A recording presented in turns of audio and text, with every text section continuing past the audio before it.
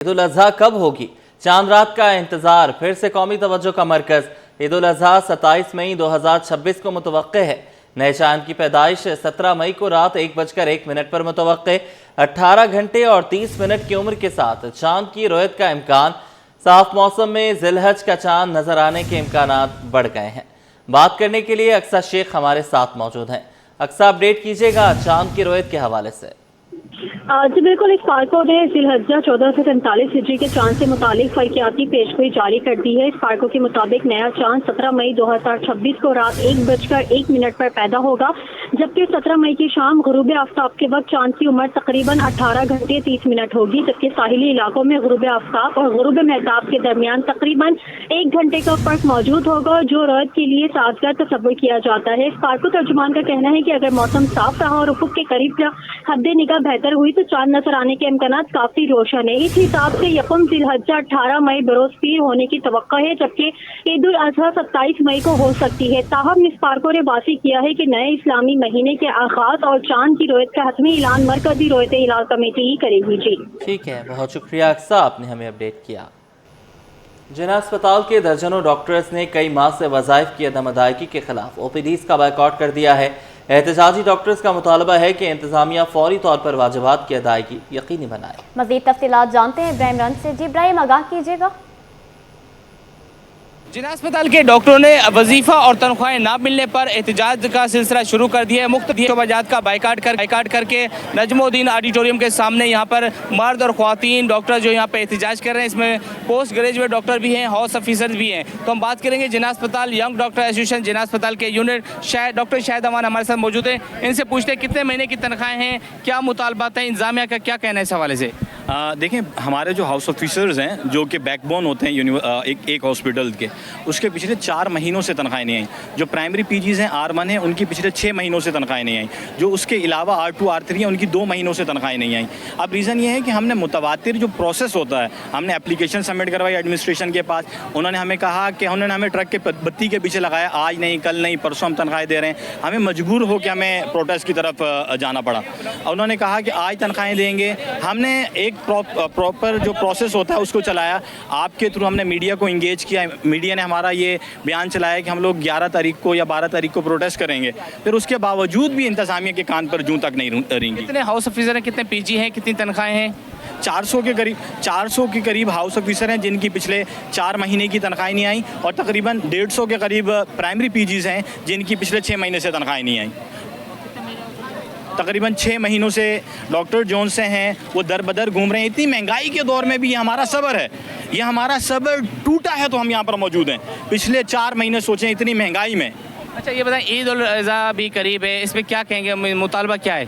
हमारे ईद उल अज़हा पे इनसे मुतालबा ये है कि खुदारा अल्लाह से डरें, हमें कम से कम हमारी तनख्वाहें तो दे दें, ताकि कुछ ऐसे लोग हैं जो अपना घर चला रहे हैं, अपने बच्चों के लिए शॉपिंग तो कर सकें, अपने घर के लिए अंदर राशन भी डाल सकें। मैं ऐसे कई डॉक्टर्स को जानता हूँ, असल में हम लोग सफ़ेद पोश तबका हैं, मैं ऐसे कई डॉक्टर्स को जानता हूँ जो बेचारे उधार लेके जी रहे हैं। बहुत शुक्रिया। जिना अस्पताल यूनिट के सदर हैं डॉक्टर शाहिद अमान, जिनका कहना है कि उधार लेकर जो है वो गुजारा किया जा रहा है। खुदारा अस्पताल की इंतजामिया को चाहिए, हुकूमत सिंध को चाहिए कि इनकी तनख्वाहें वजीफ़े फौरी तौर पर अदा किए जाएँ, ताकि ये एहतजाज का सम करके दोबारा मरीजों की खिदमत कर सकें। जी मौसम गर्म और मरतूब है। महकमा मौसमियात के मुताबिक शहर का दर्जा हरारत मामूल के मुताबिक 35 से 37 डिग्री सेंटीग्रेड के दरमियान रहने का इम्कान है। माहिर मौसमियात आयशा कंवल ने कहा है कि फ़िलहाल हीट वेव या दर्जा हरारत में गैर मामूली इजाफे का कोई खदशा नहीं, ताहम हवा में नमी का तनासुब ज़्यादा होने के बायस गर्मी की शिद्दत ज़्यादा महसूस की जा रही है। मज़ीद जानते हैं अक्सा शेख से। जी अक्सा, आगाह कीजिएगा। अच्छा बिल्कुल, शहर के मौसम की अगर बात करें तो कराची में जो है मौसम गर्म और मरतूब महसूस किया जा रहा है, और आने वाले दिनों में मौसम कैसा रहेगा ये हम जानेंगे। माहिर मौसमियात आयशा कंवल हमारे साथ मौजूद हैं। आयशा, आप मुझे बताइएगा कि आने वाले दिनों में दर्जा हरारत में कोई इजाफे के इम्कानात मौजूद हैं, गर्मी की शिद्दत में मज़ीद इजाफा हो सकता है? जी बहुत शुक्रिया। कराची में बेसिकली जो मौसम है वो खुशगवार है, और मामूल के मुताबिक जो है यहाँ पर 35 से 37 डिग्री तक जो है टेम्परेचर रहेगा। कोई राइजिंग ट्रेंड नहीं है एसएच, जैसे 40 क्रॉस करेगा, एसएच कोई राइजिंग ट्रेंड नहीं है, कोई हीट वेव नहीं है। लेकिन ये है कि नमी का तनासुब ज़्यादा है, तो उससे गर्मी की शिद्दत में जो है वो इजाफे के चांसेस हैं। तो जो आपके पास गर्मी की शिद्दत है वो ज़्यादा हो सकती है, जिसकी वजह से टेम्परेचर आपको ज़्यादा महसूस होगा। आयशा, इतनी गर्मी में भी मौसम खुशगवार है, लेकिन शहर कायद के बासियों के लिए, कराची वालों के स्पेशली हम लोगों को यही गर्मी भी इनफ होती है। बेसिक कराची का जो स्ट्रक्चर है, वो जो पोजीशन है ना, वो समंदर के करीब है, जो जिसकी वजह से हमारे पास जो क्लाउडी वेदर है और जो नमी है ना, वो ज़्यादा होती है। उस नमी की वजह से हमें जो है वो गर्मी ज़्यादा लगती है। अदरवाइज ऐसा कोई वो नहीं है, ये कराची के लिए नॉर्मल मौसम है।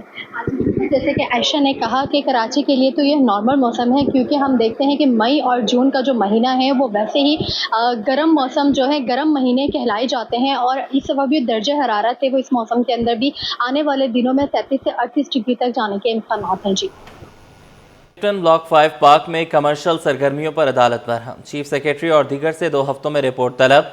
अदालत ने इस्तफसार किया, पार्क को आवाम के लिए क्यों नहीं खोला गया। अदालत का चीफ सेक्रेटरी को रिपोर्ट के बाद खुद इंस्पेक्शन का इंदिया। हुक्मदोरी पर सख्त कार्रवाई होगी। जवाद आसिफ इस पर भी अपडेट कीजिएगा।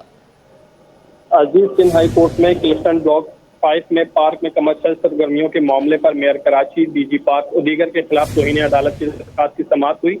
जस्टिस अहसानुल करीम मेमन ने रिमार्क दिए कि चीफ सेक्रेटरी सिंध की रिपोर्ट आने के बाद अदालत खुद इंस्पेक्शन करवाएगी। अदालत ने कहा कि अगर अदालती अहकामात पर अमल ना हुआ तो फरीकैन के खिलाफ तौहीन अदालत की कार्रवाई की जाएगी। जस्टिस अदनानुल करीम मेमन ने कहा कि अदालत ने 2011 में पार्क में कमर्शियल सरगर्मियां खत्म करने और इलाका मकीनों के लिए पार्क खोलने का हुक्म दिया था, ताहम 2011 से अब तक अहकामात पर अमल दरामद क्यों नहीं हुआ। सरकारी वकील बैरिस्टर अली जैदी ने मौक़िफ़ अपनाया कि सिंध हाई कोर्ट का पैडल कोर्ट से मुतालिक हुक्मनामा वफाकी अदालत ने कल अदम करार दे दिया है। वफाकी आईनी अदालत ने पार्क का पैडल के लिए इस्तेमाल कमर्शियल सरगर्मी करार नहीं दी है। अदालत ने रिमार्क दी कि दरखास्त पैडल कोर्ट वाले केस से मुख्तलिफ है, आप ताज़ा जमा करवाएं, फिर ही हम जायजा लेंगे। बहुत शुक्रिया, आपने हमें अपडेट किया।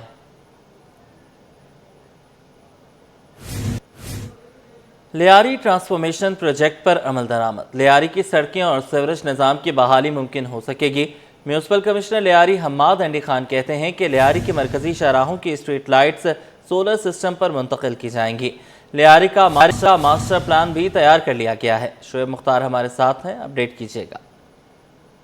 और जी बिल्कुल, लियारी की तमाम शाहराहों को सोलर सिस्टम पर मुंतकिल करने का फैसला जो है वो कर लिया गया है। लियारी की तमाम जो स्ट्रीट लाइट्स हैं मुख्तलिफ शाहराहों पर, उनको सोलर पर मुंतकिल किया जाएगा। इसके साथ साथ लियारी ट्रांसफॉर्मेशन प्रोजेक्ट के तहत कौन कौन से काम होने जा रहे हैं, हमारे साथ बात करने के लिए मौजूद हैं municipal commissioner Lyari Hammad Andy Khan.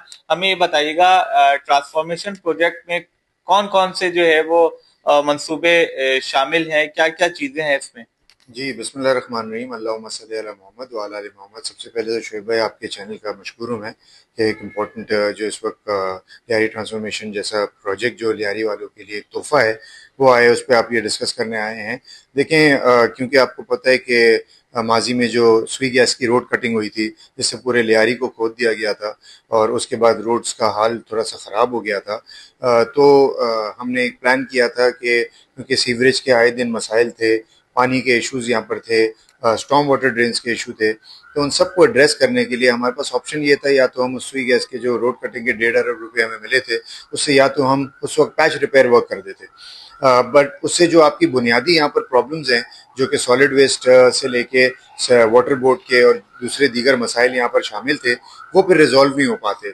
और अगेन 6 महीने बाद, साल बाद, बरसात के बाद डामर ख़राब होता, रोड ख़राब होते, फिर बैक टू हम स्क्वायर वन आ जाते। तो गवर्नमेंट ऑफ सिंध की एक वाज़ेह डायरेक्टिव्स थी, एक पॉलिसी बनाई गई जिस पे ये डिसाइड हुआ कि लियारी को once and for all proper तरीके से अच्छा नीड रिहेबिलिटेशन के तहत पूरा काम न्यू सिरे से करने जा रहे थे। तो जब वो हमें इसी बेस पे हमारे पास लियारी ट्रांसफॉर्मेशन प्रोजेक्ट लॉन्च किया गया, जिसमें तमाम जो उसका स्कोप था, तमाम अंडरग्राउंड सर्विसेज को कम्प्लीटली न्यू नेटवर्क बिछाने के साथ एक पूरा जिसमें सुई गैस से की कटिंग के जो इश्यूज थे वो भी रिजॉल्व करने थे, प्लस आपका के इलेक्ट्रिक एक बहुत बड़ा चैलेंज था हमारे लिए, क्योंकि लाइंस आपको पता है किस तरह बिछी हुई हैं, तो हम सबको मद्देनजर रखते हुए हमें एक प्रॉपर नेटवर्क बनाना था। तो उस पर माशाल्लाह से फेज़ 1 का काम लॉन्च हुआ है और 4 फेजेस में ये काम चलेगा। 4 साल का ये प्रोजेक्ट है और फर्स्ट फेज के अंदर गवर्नमेंट ऑफ सिंध की तरफ से 5 अरब रुपये हमें दिया गया है, जिसके तहत हम यहाँ पर जो क्रॉनिक एरियाज़ हैं उसको सबसे पहले हम एड्रेस करने जा रहे हैं, जिसमें उसकी अंडरग्राउंड सर्विसेज में ख़ास तौर पे जो सीवरेज की लाइंस नई नई डलेंगी, उसके बाद पानी की लाइंस डलेंगी, उसके बाद स्टॉर्म वाटर ड्रेन्स को भी हम क्रिएट कर रहे हैं प्रॉपर तरीके से। पटप्पा की जो लाइंस हैं, जो केबल नेटवर्क ऑपरेटर्स की लाइंस हैं, उनको हम प्रॉपर एक चैनल के तहत डालने जा रहे हैं। फिर उसके बाद उसकी ब्यूटिफिकेशन का काम होगा। तमाम जितने पंपिंग स्टेशंस हैं वाटर के और सीवरेज के, उसको नए सिरे से हम बनाने जा रहे हैं। और जी बिल्कुल इनका यही कहना है कि लियारी का मास्टर प्लान भी तैयार कर लिया गया है। लियारी के मकीनों को हर मुमकिन सहूलियात फराहम के अज़्म का अदा किया गया है इनकी जानिब से। जी हाजी कैंप ओल्ड सिटी में गैर एलानिया लोड शेडिंग ने ताजरों को शदीद मुश्किलात से दो चार कर दिया है। बिजली की तवील बंदिश के बायस कारोबारी सरगर्मियां मुतासर होने लगी। दुकानदार कहते हैं कि मजबूरन जनरेटर्स का इस्तेमाल करना पड़ रहा है, जिससे पेट्रोल के अखराजात बढ़ गए हैं। मजीद जानते हैं दुआ शकील से। जी दुआ। जी बिल्कुल, मैं इस वक्त हाजी कैंप ओल्ड सिटी के एरिया में मौजूद हूँ, जहाँ पर एक दुकान पे मौजूद हूँ और यहाँ पे बिजली नहीं है। यहाँ के शहरी, यहाँ के रिहायशी जो हैं, बिजली की गैर एलानिया लोड शेडिंग से बहुत ज़्यादा परेशान है। और मेरे साथ इस वक्त यहाँ पे इन्हीं के शॉप में काम करने वाले एक जो है एम्प्लॉय मौजूद है, इनसे जान लेते हैं। मुझे बताइएगा क्या मसले मसाइल है यहाँ पे, क्यों बिजली यहाँ पे नहीं आती और बिजली की गैर एलानिया लोड शेडिंग से कितने परेशान है आप? बहुत परेशान है हम लोग यहाँ पर, क्योंकि हमारा कारोबारी सारा बिजली से है। अगर हम बिजली से काम करेंगे तो काम होता है, अब लाइट नहीं है तो कस्टमर तो वापस चले जाते हैं। यहाँ इतनी परेशानी लोड शेडिंग की इंतहा है। 3-3 घंटे 4-4 घंटे लाइट चली जाती। कभी कभार तो ऐसा होता है कि पूरे तकरीबन 8-10 घंटे तो लाइट ही नहीं होती। इतना परेशान किया हुआ, क्या करें अब, मजबूरन जनरेटर चलाते हैं। आजकल आपको पता है डीजल महंगा है, जनरेटर भी अगर चलाते हैं तो 10,000 रुपए का पेट्रोल जल जाता है। अब उसमें बंदा क्या कमाएगा, क्या खाएगा और क्या लेबरों को देगा, सब परेशान है। जी बिल्कुल, इनकी गुफ्तगू आपने सुनी। इनका यही कहना था कि बिजली की गैर एलानिया लोड शेडिंग से कारोबार बहुत ज़्यादा जो है वो असरअंदाज हो रहे हैं और साथ ही साथ पेट्रोल भी महंगा होने की वजह से इनको मजबूरन लाइट ना होने की वजह से जनरेटर चलाना पड़ता है, जिसकी वजह से बिल जो है वो दुगना आता है जितना पहला। तो इनका यही कहना था कि बिजली की गैर एलानिया लोड शेडिंग से कारोबार बहुत ज़्यादा जो है वो असरअंदाज हो रहे हैं। जी, शहर की TMCs के 3300 रिटायर्ड मुलाजमीन की पेंशन बंदिश का मामला संगीन सूरत हाल इख्तियार कर गया। 4 माह कबल बहाल की जाने वाली पेंशन को एक बार फिर बंद किए जाने का खदशा। मजदूर रहनुमा जुल्फ़िकार शाह के मुताबिक KMC फंड्स की अदम फराहमी को जवाब बना रही है। रिटायर्ड मुलाजमीन ईद से कबल शदीद परेशानी में मुब्तला है। मजीद जानते हैं रिजवान अहमद से। जी रिजवान, आगाह कीजिएगा। जी, एक नहीं दो नहीं बल्कि पूरे 3300 रिटायर्ड मुलाजमीन का मामला है जो कि कराची की TMC से रिटायर हुए और इनको 2.5 साल जो है तकरीबन पेंशन इनको अदा नहीं की गई, जिसके बाद मजदूर तंजीमों की जद्दोजहद के नतीजे में 4 महीने इनको जो है वो पेंशन मिल रही है। लेकिन एक मरतबा फिर उस पर फुल स्टॉप लगाने की बात जो है KMC की जानिब से की जा रही है और उसकी वजह बताई जा रही है कि सिंध हुकूमत की जानिब से फंड रिलीज नहीं किए गए हैं, लिहाजा इनकी पेंशन बंद की जाएगी। सरापा एहतजाज है ये मुलाजमीन। कहते हैं आधी जिंदगी जो है वो नौकरी में दे दी है, अब रिटायर हो गए हैं तो उनके वाजिबात और उनकी पेंशन नहीं मिल रही। क्या इनके तासुरात हैं, जानने की कोशिश करते हैं। आप बताइएगा, आप कहाँ एम्प्लॉय थी और क्या मामला है? अस्सलाम वालेकुम, मैं जो है मोनोमीर बहर की एम्प्लॉइज थी और मैं 23 में रिटायर हुई हूँ, लेकिन मुझे अब जो पेंशन मिली है तकरीबन 27 महीने बाद मिली है, जिसकी वजह से हमारे घर में बहुत परेशानी हो गई। मुझे मेरी बेटी की भी शादी है, अगर हमारी ये पेंशन बंद हो जाती है, हमारे वाजिबात नहीं मिलते हैं, तो बताइए मैं अपनी बेटी की शादी किस तरह करूं, मैं अपना घर कैसे चलाऊं? क्योंकि मुझे बताइएगा क्या मामला क्या है। ये तो पेंशन तो कंटिन्यू मिलनी चाहिए, क्यों इस पे बार बार फुल स्टॉप लगा दिया जाए? ये पहले तो हमें पेंशन 2 साल जद्दोजहद हमने की है और ये शाह साहब की इसमें बड़ी और इनकी टीम की बड़ी मेहरबानी थी कि हमारी पेंशन बहाल हुई। लेकिन अब जो है ये सुनने में ये आ रहा है कि ईद के मौके पे, बकरीद पे जो आ रही है हमारी ये खुशी के मौके पे हमारी पेंशन बंद करना चाह रहे हैं। ये पेंशन के जरिए तो घर चल रहा है, अगर ये बंद करते हैं तो इससे हमें फांसी दे दे बेहतर है। बिल्कुल, मुलाजमीन बहुत परेशान है। शाह साहब बताइएगा, जद्दोजहद की आपने, पेंशन शुरू हुई, दोबारा बंद होने जा रही है, किस तरह गाड़ी डगर पर आएगी? देखिए, मैं तो सबसे बड़ा परेशान ये हूँ कि आईनी अदालत बनने से हम लोग सारे बहुत मुतमईन थे। आईनी अदालत ने एक फैसला दिया और उस फैसले पर खुद हुकूमत सिंधी अमल नहीं कर रही, ना वो 20 करोड़ रुपए दे रही है और जो यहाँ पर इनको करोड़ों रुपए की इनकम हो रही है KMC को और उनको ये ख्याल नहीं है, वो इसको नथी कर रहे हैं। उस पैसों वर्षों से, अगर सिंध गवर्नमेंट देगी तो ये देंगे, अगर सिंध गवर्नमेंट ने ना दिया तो इसका मतलब ये इन्होंने तो खिदमत बल्दियात में की है। सिंध का मौका है और ये पेंशन बंद होने की बात हो रही है, तो फिर अगला लाएअमल क्या है? अगला लाएअमल ये है कि जैसे ही पेंशन शुरू होगी, अगर नहीं हुआ तो ईद पर जो है ना, हम यहाँ पर एक जबरदस्त जो बंदर रोड पूरे को जाम करेंगे और इसमें ये तमाम लोग जो है ना ईद मनाएंगे बंदर रोड पर। मुलाजिम दोस्त जो है वो फैसला किया जाए, ये मुतालबा किया जा रहा है आज। जी। मुत्तहिदा वर्कर्स फ्रंट की हड़ताल, वाटर एंड सीवरेज कॉरपोरेशन के दफातर में तालाबंदी। मुख्तलिफ दफातर, टाउन्स और डिवीजन्स में मुलाजमीन ने दफातर के बाहर जमा होकर बैनर्स और प्लेकार्ड्स उठा लिए। मजीद तफसीलात जानते हैं एहसन अब्बासी से। जी एहसन, बताइएगा। जी बिल्कुल, कराची के तमाम डिवीज़न में वाटर कॉरपोरेशन CBA इत्तेहादियों के हमरा जो है सरापा एहतजाज है। तमाम डिवीज़न में कलम छोड़ हड़ताल जो है वो उसका सिलसिला जारी है। चेयरमैन CBA जो है वो इस वक्त हमारे साथ मौजूद है, उनसे जान लेते हैं कि मुलाजमीन के हुकूक और मुतालबात की जो मंजूरी है वो मुमकिन ना हो सकी, जिसके बायस हड़ताल का सिलसिला जो शुरू किया गया है ये कब तक जारी रहेगा। इरशाद साहब, मुझे बताइएगा कौन कौन से मकामात पे हड़ताल का सिलसिला जारी है और ये कब तक जारी रहेगा? देखिए जी, कारसाज ऑफिस पूरा बंद पड़ा हुआ है, हेड ऑफिस पूरा बंद पड़ा हुआ है, WTM पूरा बंद पड़ा हुआ है, KDA चौरंगी नॉर्थ नाजमाबाद पूरा बंद पड़ा हुआ है, हब बंद पड़ा हुआ है, सरजानी बंद पड़ा हुआ है, सखी हसन बंद पड़ा हुआ है, लियाकताबाद बंद पड़ा हुआ है, आपका गुलबर्ग बंद पड़ा हुआ है, कोरंगी लांडी बंद पड़ा हुआ है, शाहफैसल बंद पड़ा हुआ है, मलीर बंद पड़ा हुआ है, यहाँ तक कि दाबेजी पे जो है वो एहतजाजी मुजाहरा प्रेस क्लब पर हो रहा है। तमाम कराची के जितने डिवीज़न हैं इस वक्त तमाम ऑफिस बंद हैं और भरपूर मुलाजमीन जो है वो रोडों पे निकल आए हैं। अब पहले हमने ऑफिस की हद तक रखा था, अब हम तमाम मुलाजमीन को जो है रोड पे लेकर आ गए। रोड की फुटपाथों पे खड़े हुए, आपके सामने प्ले कार्ड लेके खड़े हुए और अपने मुतालबात के लिए खड़े हुए। जब तक इनके मुतालबात तस्लीम नहीं होते उस वक्त तक ये यहाँ मौजूद रहेंगे। ठीक है, 10 दिन का अल्टीमेटम दिया गया था इंतज़ामिया को आपकी जानिब से, लेकिन मुतालबात उस 10 दिनों में भी पूरे नहीं हुए। क्या लगता है कि इंतज़ामिया मानेगी आपके मुतालबात?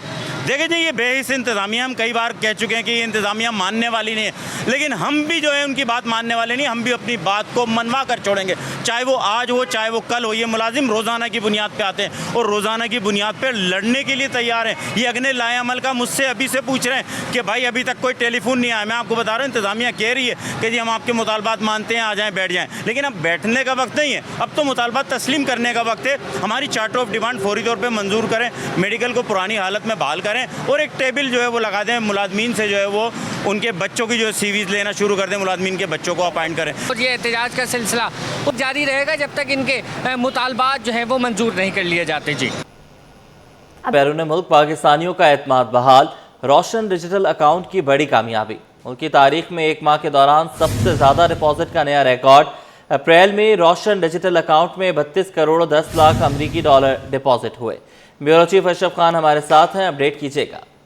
देखा जाए बैनुल मुल्क पाकिस्तानियों का हुकूमत का बड़ा एतमाद नजर आ रहा है कि रोशन डिजिटल अकाउंट में बड़ी सरमायाकारी हुई है। एक माह में सबसे बड़े जो है रकम जो है डिपॉजिट हुई है और स्टेट बैंक के मुताबिक अप्रैल 2026 में रोशन डिजिटल अकाउंट में 32 करोड़ 10 लाख अमरीकी डॉलर डिपॉजिट हुए हैं और ये देखा जाए जो 6 माह की औसत है उससे कहीं ज्यादा है। और देखा जाए अप्रैल 2026 में एक माह में 10,083 रोशन डिजिटल अकाउंट खोले गए और रोशन डिजिटल अकाउंट की मजमूई तादाद जो बढ़कर 9,27,483 पर पहुंच गई है। और मजमूई तौर पर देखा जाए कि RDA में जो है अप्रैल 2026 के दौरान 29 करोड़ 30 लाख डॉलर के नेट इनफ्लो जो है नई बुलंद तरीन सतह कायम कर दी है और ये रोशन डिजिटल ने एक अहम और संग मील अबूर कर लिया है। बैनुल मुल्क पाकिस्तानियों का एतमाद जो है वो नजर आ रहा है और कि रोशन डिजिटल अकाउंट में बड़ी सरमायाकारी हुई है। और इस वक्त देखा जाए कि नवंबर 2020 से अब तक जो है अप्रैल 2026 तक 6 साल में जो है रोशन डिजिटल अकाउंट में जो है मजमूई तौर पर 12 अरब 74 करोड़ डॉलर की सरमायाकारी हो चुकी है। बहुत शुक्रिया, आपने हमें अपडेट किया। CCI के नायब सदर आसिफ सखी ने कहा है कि बढ़ती फ्यूल और एनर्जी कीमतों से कारोबारी लागत में 40% तक इजाफा हो चुका है। बजट में पैदावारी लागत कम करने के लिए इक़दाम नागुज़ीर हैं। पेट्रोलियम मसनूआत की कीमतों में मजीद मईशत पर भारी पड़ रहा है।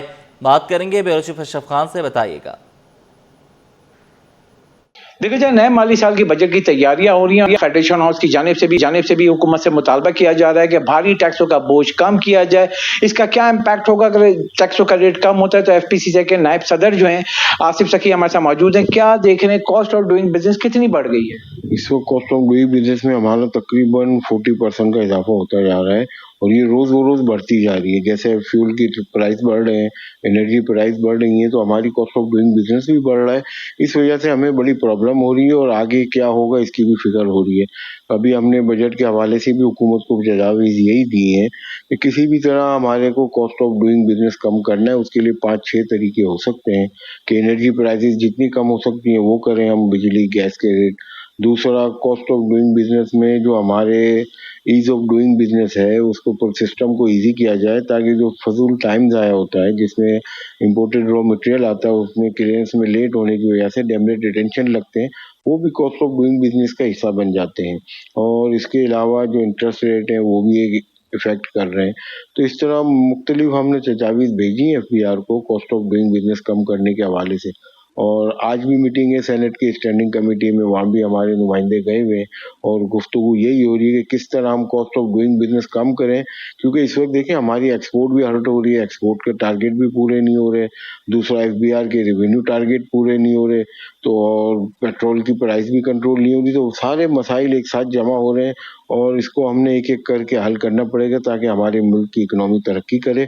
और मुल्क के ज़र मुबादला भी इस वक्त शॉर्ट हो रहा है, फॉरेन एक्सचेंज भी, क्योंकि हमारी रेमिटेंस के भी अब प्रॉब्लम आने वाले हैं आगे, और एक्सपोर्ट कम हो रही है। और तो ये इस वक्त काफ़ी मसाइल हैं। इंशाल्लाह उम्मीद है, हम कोशिश कर रहे हैं, तमाम हुकूमती नुमाइंदों के साथ मुज़ाकरात कर रहे हैं और तमाम ताजिरों से भी तजावीज़ ले रही है फेडरेशन, और इंशाल्लाह हम एक भरपूर पेपर बना के कंप्लीट पेपर सजेशन के साथ FBR में जमा करा रहे हैं। इंशाल्लाह देखें, उम्मीद है कोई अच्छे फैसले हों। जी, जैसे कि आपने सुना, फेडरेशन ने ये मुतालबा किया है कि जो पैदावारी लागत उसको कम करना होगा, भारी टैक्सों का बोझ कम करना होगा, बिजली और गैस की जो बढ़ती कीमतें हैं उसको भी कम करना होगा। साथ ही कहा है कि अहम बात जो पाकिस्तान का बरामदात उसको बढ़ाने के लिए अहम इकदाम करने होंगे। जी, पेंशन केसेस के बरवक्त हल के लिए नया इंतजामी निज़ाम मुतारिफ, रिटायर्ड मुलाजमीन के लिए खुसूसी हेल्प डेस्क का सुबह भर के ट्रायरी ऑफिस में निज़ाम फ़ाल कर दिया गया। माली मसाइल के हल के लिए हर ज़िला में हेल्प डेस्क कायम होंगे। आज़ाद नोहड़ियो इस पर भी अपडेट कीजिएगा। आज़ाद, आप हमारे साथ हैं? आज़ाद से राब्ता मुनक़ता हुआ है, दोबारा उनसे बात करने की कोशिश करेंगे। आपको बताएं, पेंशन केसेस के बरवक्त हल के लिए नया निज़ाम मुतारिफ, रिटायर्ड मुलाजमीन के लिए खुसूसी हेल्प डेस्क कायम, सुबह भर के ट्रायरी ऑफिस में निज़ाम फ़ाल। आज़ाद से राब्ता हुआ है, अपडेट कीजिएगा। जी बिल्कुल महमूद साहब, जैसा कि जो सरकारी मुलाजमीन है जो मुलाजमत के दौरान रिटायर हो जाते हैं उनकी पेंशन का मामला कई सालों से देरीना मामला बन चुका था। इस हवाले से नए जो अकाउंटेंट जनरल सिंध मियांदाद राहु जो उनकी जनब से सरकारी मुलाजमीन के माली उमूर से मुतल्लिक मुश्किलात को पूरी तौर पर दूर करने का फैसला कर लिया गया है। इस हवाले से अकाउंटेंट जनरल सिंध के हुक्म पर अमल दरामद का आगाज कर दिया गया है। कराची के 7 अजला समेत सूबे भर के 30 अजला में जिला सतह पर जो खजाना ऑफिस है उनमें हेल्प डेस्क कायम कर दी गई है। हर जिले की हेल्प डेस्क में 3 मुलाजमीन तैनात होंगे, जिसमें senior computer operator, junior clerk और दफ्तरी शामिल है। जबकि हेल्प डेस्क सरकारी मुलाजमीन की माली मुश्किलात को पूरी तौर पर खत्म करेगी और शहरों के लिए हेल्प डेस्क बुनियादी राब्ता मरकज के तौर पर काम करेगी। जबकि रिटायर्ड मुलाजमीन की पेंशन केसेस को फनी महारत और कोशिश अखलाकी से के साथ मुनासबत और सहूलियात से निपटाया जाएगा। इस हवाले से बाज़ाब्ता तौर पर AG सिंध की हिदायत पर अमल दरामद का आगाज कर दिया गया है। जी महमूद साहब, बहुत शुक्रिया आज़ाद नोहड़ियो, आपने हमें अपडेट किया।